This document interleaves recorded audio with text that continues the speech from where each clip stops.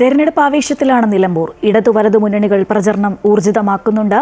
M സ്വരാജിന് പ്രവർത്തകർ വലിയ സ്വീകരണമാണ് നൽകിയത്. ആര്യാടൻ ഷൗക്കത്ത് നാമനിർദ്ദേശ പത്രിക സമർപ്പിച്ചു. സ്ഥാനാർത്ഥി പ്രഖ്യാപനത്തിന് ശേഷം നിലമ്പൂരിലെത്തിയ എം സ്വരാജിന് വൻ സ്വീകരണമാണ് പ്രവർത്തകർ ഒരുക്കിയത്. റെയിൽവേ സ്റ്റേഷനിൽ നിന്ന് നൂറുകണക്കിന് പ്രവർത്തകർ വാഹനങ്ങളുടെ അകമ്പടിയോടെയാണ് നിലമ്പൂരിലേക്ക് ആനയിച്ചത്.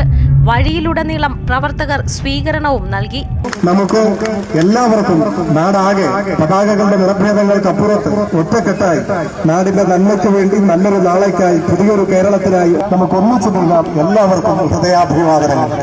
നിലമ്പൂരിൽ നിന്ന് ചന്തക്കുന്ന് വരെ റോഡ് ഷോയുമായി എത്തിയാണ് ആര്യാടൻ ഷൗക്കത്ത് നാമനിർദ്ദേശ പത്രിക സമർപ്പിച്ചത്. ഉപവരണാധികാരിയും നിലമ്പൂർ തഹസിൽദാരുമായ MP സിന്ധുവിനാണ് പത്രിക സമർപ്പിച്ചത്. AP Anilkumar MLA, Abdul Wahab MP തുടങ്ങിയ നേതാക്കൾ ഷൗക്കത്തിനൊപ്പം പത്രിക സമർപ്പിക്കാൻ എത്തിയിരുന്നു. തികഞ്ഞ ആത്മവിശ്വാസമുണ്ടെന്നും നിലമ്പൂരിൽ UDF വൻ ഭൂരിപക്ഷത്തോടെ വിജയിക്കുമെന്നും പത്രിക സമർപ്പിച്ച ശേഷം ആര്യാടൻ ഷൗക്കത്ത് പ്രതികരിച്ചു.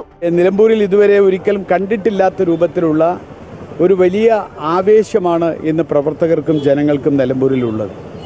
അതുകൊണ്ട് തന്നെ ഒരു വലിയ വിജയം ഉണ്ടാവുമെന്ന് തന്നെയാണ് ഞങ്ങൾ പ്രതീക്ഷിക്കുകയല്ല, ഞങ്ങൾക്ക് ഉറപ്പാണ്.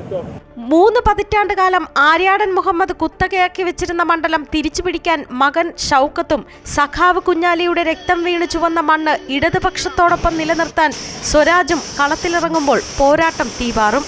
അമൃത ന്യൂസ്, മലപ്പുറം.